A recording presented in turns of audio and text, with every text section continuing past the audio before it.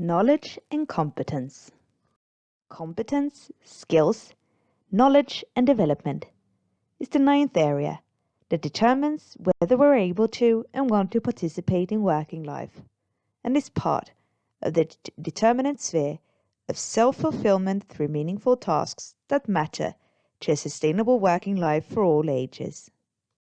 Knowledge and competence is needed in order to participate in working life, to get a job, and to be able to execute work tasks.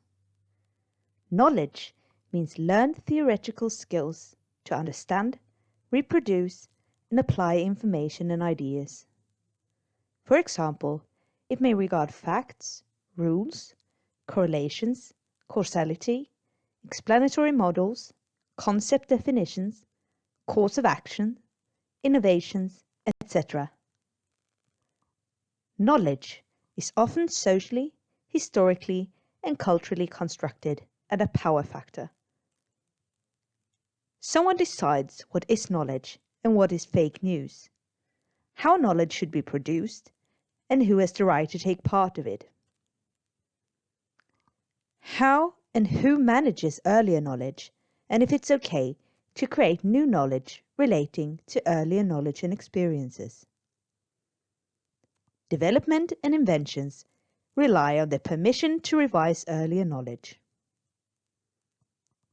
Knowledge can be divided into different kinds of knowledge. OECD described 4 different categories in 2003, namely knowledge, cognitive skills, practical skills, as well as a category containing attitudes, feelings, values, ethics, and motivation. The Bologna model for higher education is based on 6 types of knowledge, divided into 3 departments: knowledge and understanding, skills and ability, as well as critical awareness and approach. These 6 types of knowledge are found in the objectives for degrees and educational programs of higher education in Europe. Knowledge is defined as a sort of fundamental knowing, facts, combined with understanding. Skills are separated from knowledge and can be both cognitive and practical. Sometimes the term ability is added to skills. The third main category contains more ideological and emotional aspects of knowledge formation. Here we find attitudes, values, approach, ethics, and feelings.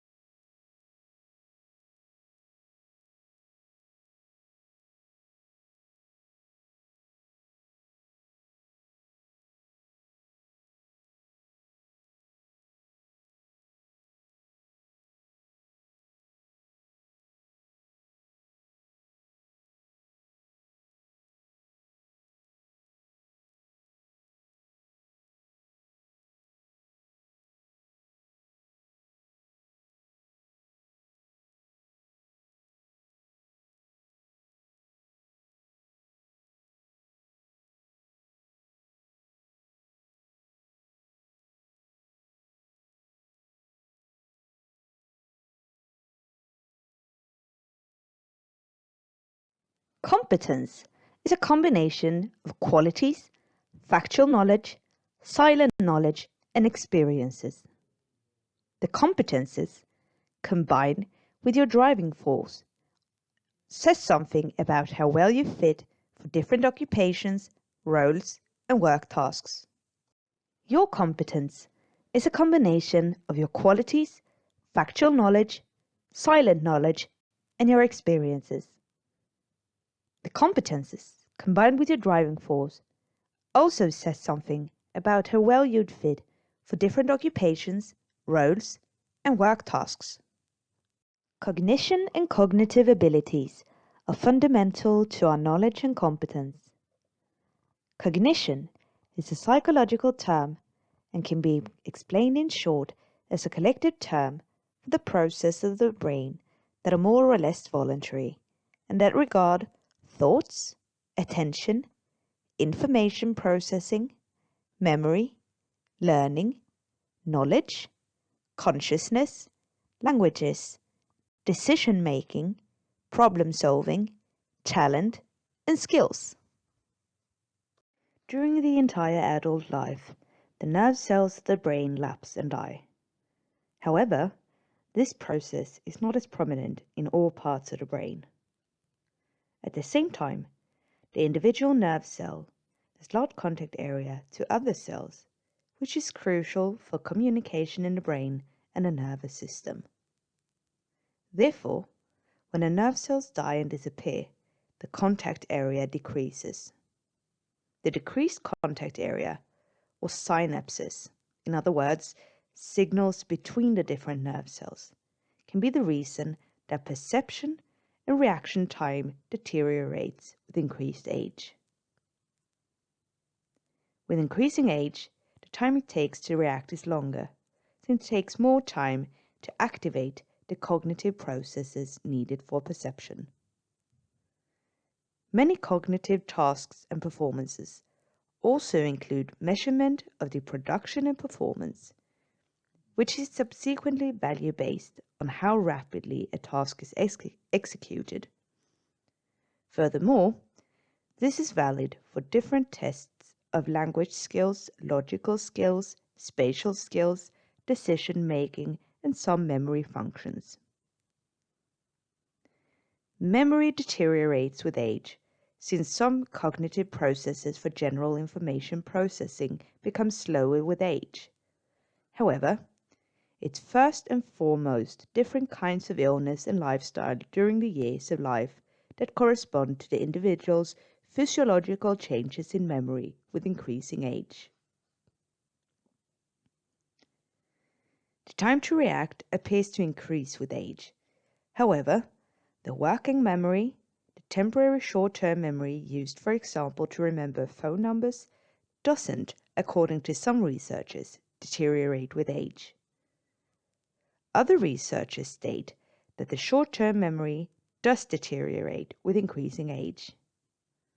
However, many individuals have, through experience, learned how to organize tasks in a way that enables the working memory. Organizing incoming information in the memory appears to be easier and more successful if the individual has previous experience of executing similar tasks and already have developed a system for measures.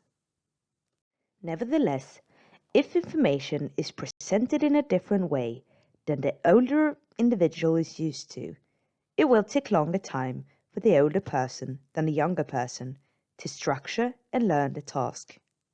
In other words, the experience of processing information in a practiced way does, in this case, seem to increase reaction time, and new information takes longer time to store. Increased age contributes to individuals becoming slower, which above all is noticeable when presented with new and complex tasks where experience, earlier strategies, or habitual thought patterns and loops of thought doesn't work. Episodic memory are the memories processed that consist of preserving and recalling what we have experienced connected to time to events in time and space, which are more or less general or reoccurring, our experience from our lived and experienced life. The semantic memory is a general memory of knowledge that stores our knowledge and learnings from books, educations, and stories told by others.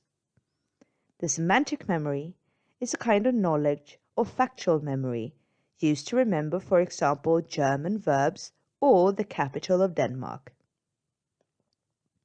The semantic and episodic memory can be combined if the facts of our semantic memory happens to be attached to events in our personal life and our memory, in other words, attached to events that we have experienced and that are stored in the episodic memory. Therefore, through connecting the experience of our senses in the episodic memory to the semantic factual memory makes us remember better, since there are more points of contacts in the nerve cells that store the memories. The collected experiences, the episodic and semantic memory, also form what we usually refer to as wisdom. The formal ability to learn during working life is not obstructed so much by cognitive changes with increasing age. However, researchers on cognition have claimed that older individuals' ability to learn, above all, is affected by the older individuals' lower beliefs in their ability to learn, as well as health circumstances. For example, cardiovascular disease that may affect cognition, and due to worsened lifestyle factors like diet, exercise, and medication. The ability to learn can also be affected by dementia. Hippocampus is located in the temporal lobes of the brain and is used to form new memories. When a person has forgotten what happened an hour ago, this is due to damage in hippocampus. In the case of dementia, it's primarily the episodic memory that's affected in the early stages, the brain storage of episodes and events one has experienced firsthand. Information is no longer replenished in the episodic memory, since dementia first and foremost affects the ability to form new memories. Because of this, it's primarily events that have taken place after the individual fell ill that are forgotten. Working memory, the short-term memory, usually deteriorates in later stages of dementia. The person who forgets what happened an hour ago can at the same time, in great detail, tell events from their childhood and adolescence, as well as remembering multiplication tables. Furthermore, the semantic memory functions rather well for a long time in dementia. The deteriorations in semantic memory can for a long time be compensated with a bit of help from the surroundings and clues that can make the ill get on the right track and be able to perform chores. In later stages of dementia, there is the deterioration of both the working memory and the semantic memory.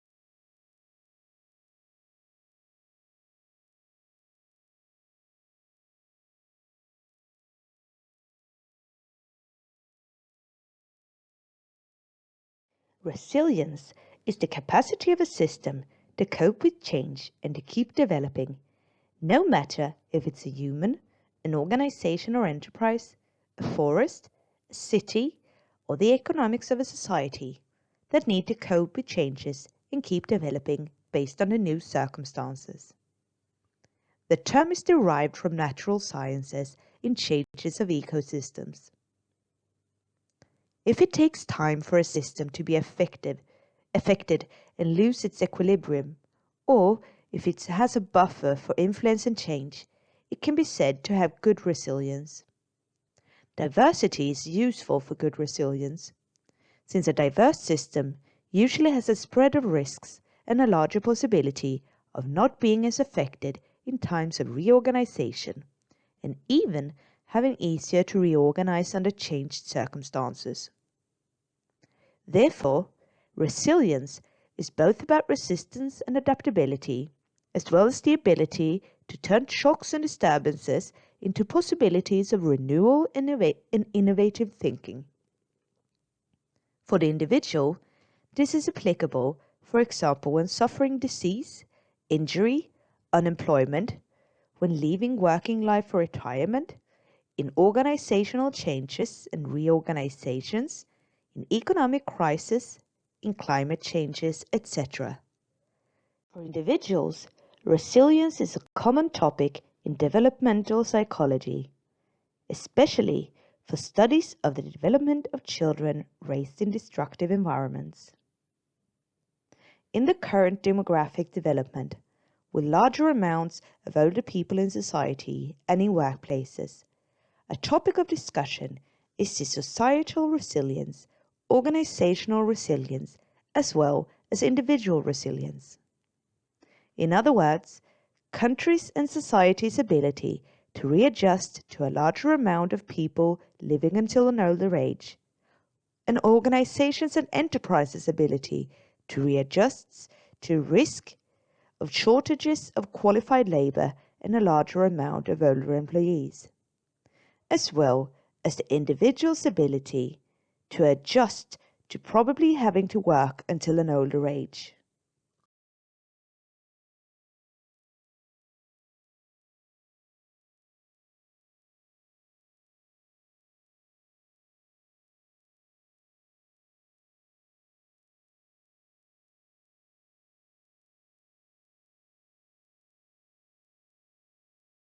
Resilience is an important concept in cognitive research regarding different individuals' ability to cope in stressful work situations, as well as resilience and adaptability in vulnerable situations at work, such as discrimination, victimization, changed work situations, unemployment, retirement, and life traumas. Individuals' resilience can decrease due to trauma and illness, injury, aging, but also in times of reorganizations or unemployment, where individual supportive structures are broken and may disappear. If the individual has been exposed to too much mental stress, the cognitive abilities can be damaged.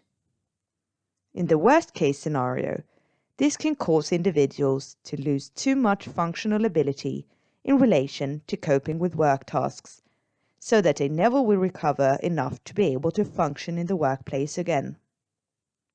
However, some individuals can recover enough to be able to return to the workplace, even if they don't return to their earlier function and cognitive capacity. Others can recover and get back on the same cognitive level that they had before.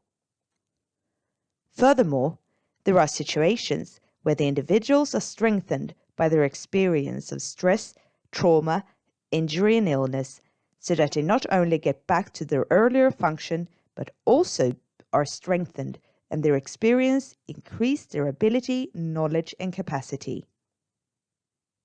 Michael Rutter explained that individuals' resilience, through their resistance to stresses and adaptability in new conditions, can be explained through the way they cope with a process, and developed the person-process context theory on the connection between risk and protective factors.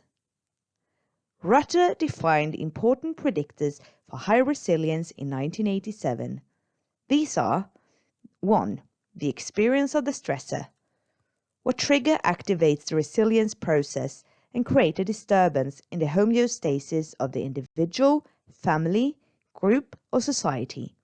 The experience of stress can differ due to the individual's earlier experiences. 2. The external environment.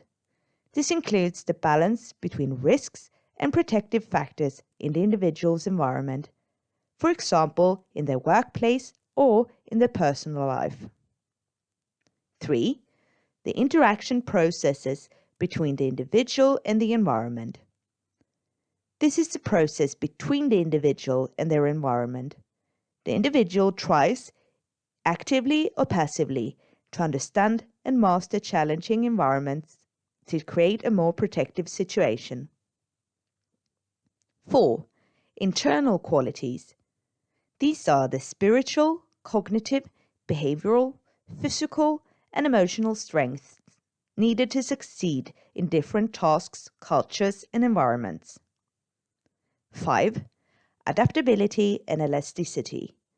These are the short or long-term coping mechanisms that the individual learns through gradually being exposed to increasing challenges or stresses that help the individual bounce back. And 6. Positive results. Successful life adaptation, no matter what kind of stressor, risk, or traumatic experience, means that an individual learns to cope with life events and has a greater chance of succeeding when experiencing negative events later in life.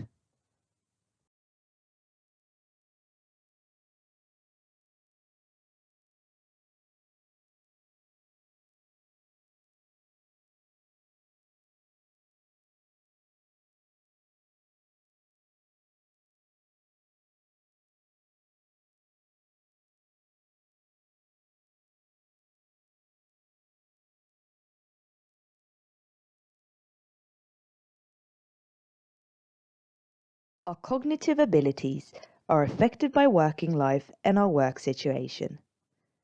Stressors are the impressions, events, and impulses that works as stimuli and cause our brain and body to react.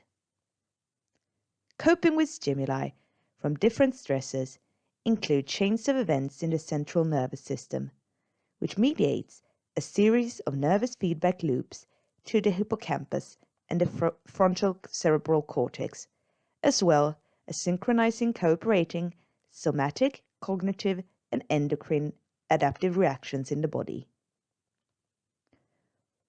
When the individual faces insoluble problems and the chains of events in the brain dislodge and become lasting loops of somatic, cognitive, and endocrine adaptive reactions in the body, which run the risk of resulting in illness and injury to the organism.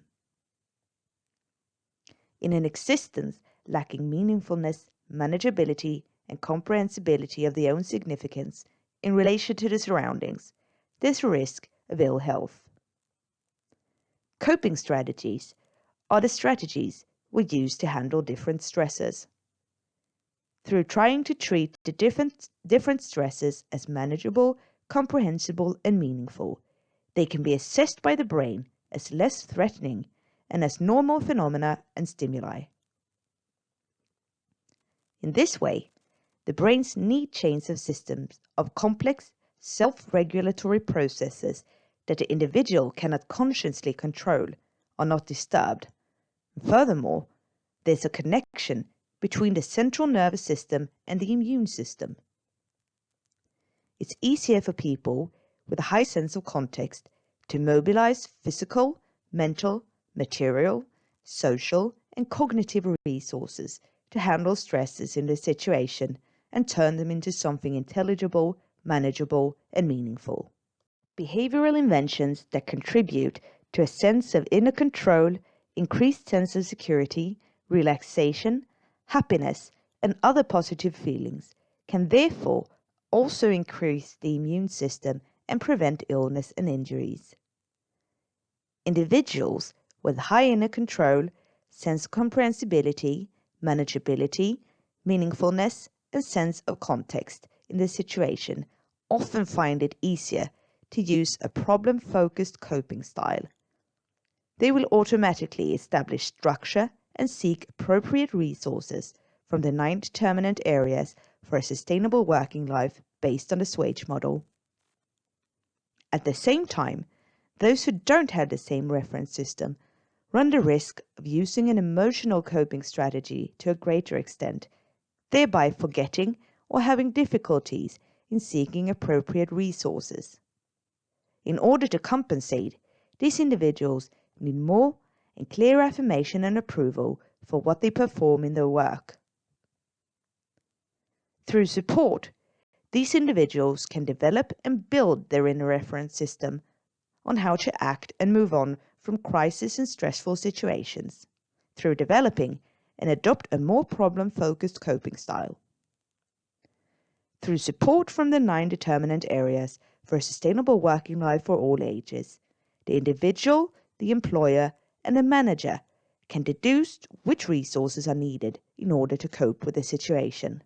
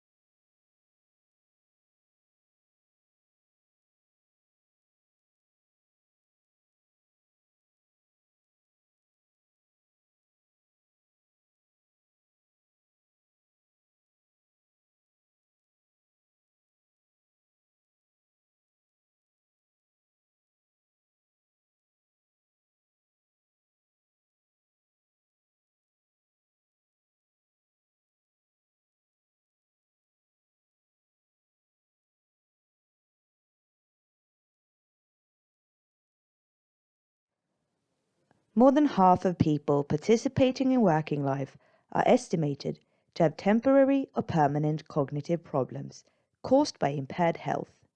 This increases with increasing age. Cognitive functions are created through a cognitive process. Earlier experiences create nets of associations, which in cognitive research usually is referred to as schemata. Schemata resembles a program or instruction for reactions, actions, and expectations in different well-known situations. The cognitive functions based on schemata seem stable or develop and improve over the years. Occupational skills can be said to be structured on schemata. In tests, older people have proved to handle this type of crystallized intelligence better than younger people.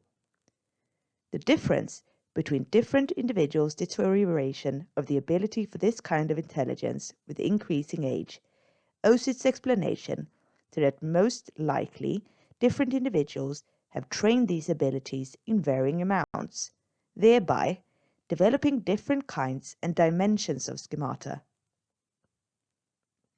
Salthouse studied younger and older female typists. The younger typists showed a more rapid reaction time and hit the keys more times.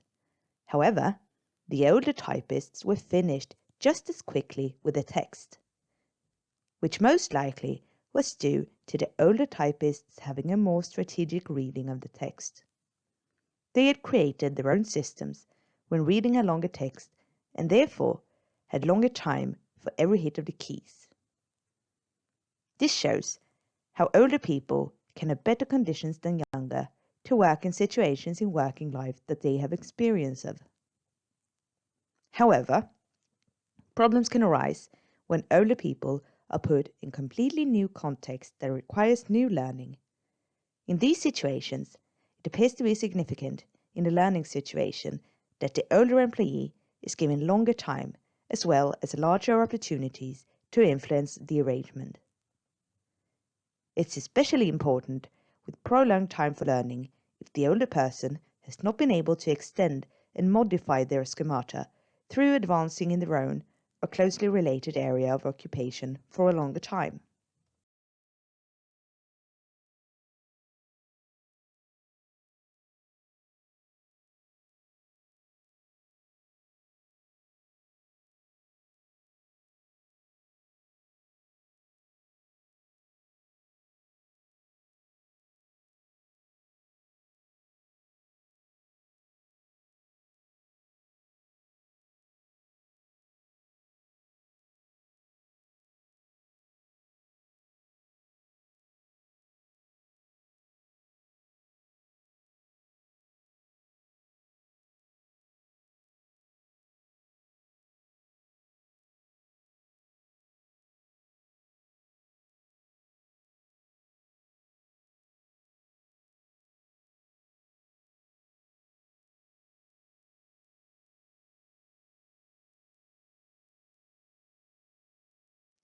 Older and ill people with what the organization or manager might perceive as insufficient education, competence, and skills run a higher risk of lacking employability and risk being pushed out of the labor market due to technological development in worse times with increased competition between enterprises and organizations, as well as between employees, to be allowed to keep their job, or in the competition of getting a new job or new work tasks in times of readjustment and reorganizations, and in times of new organizational trends.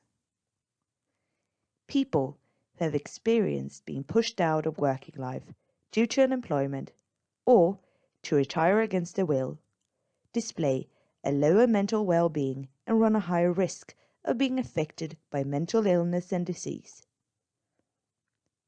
Furthermore, those who enter retirement because their competence is no longer needed also have a higher rate of negative health development, insufficient well-being, and illness in relation to those who keep working and have the possibility of using their knowledge and skills, keep their brain active and develop. In research, this has proved especially negative among men. Competence, knowledge, development, and our abilities are related to cognition, cognitive aging, and maturity.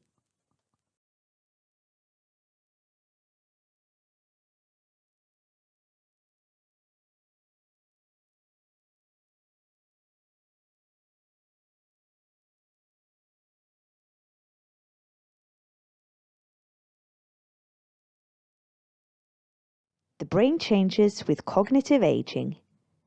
Generally, this contributes in many individuals to having to learn in a different way than before, and that it may take a bit longer time to learn new things, since it takes longer time for processing cognitive information and longer reaction time in the brain synapses due to a decrease of contact surfaces when part of the nerve cells have disappeared. This results in it taking longer time to discern and focus on important information and to ignore irrelevant information. Additionally, if the information is presented in a new way, it takes longer time for older people than younger people to structure and organize the information, and therefore taking longer time to learn and react.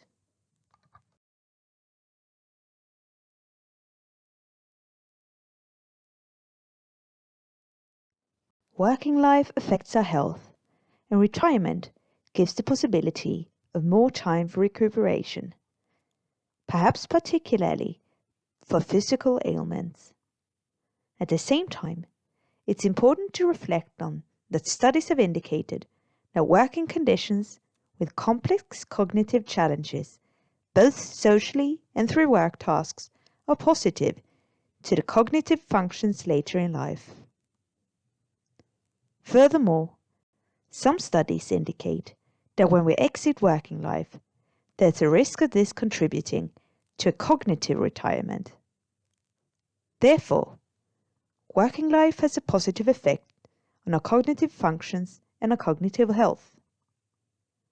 Working contributes to cognitive commitment and stimulation in our everyday life, which is beneficial and promotes healthy cognitive aging. Reflect on your competence and what skills, experiences, and knowledge you have that are relevant to your work tasks and development of what you wish to achieve. A simple method to map your competence is to note what tasks fill your working hours. Then try to answer what experiences, knowledge, and qualities that make you able to handle the different tasks. It's the start of mapping the competences you use in your current role and what competences you need to develop. Please take a few moments to consider and reflect on the following questions. Do you have sufficient skills and competence to remain in working life? What would your possibilities and wish to extend your working life increase if you had the possibility of developing your competence? Do all employees in your workplace have the same possibility of receiving new knowledge and to participate in new projects, irrespective of their age?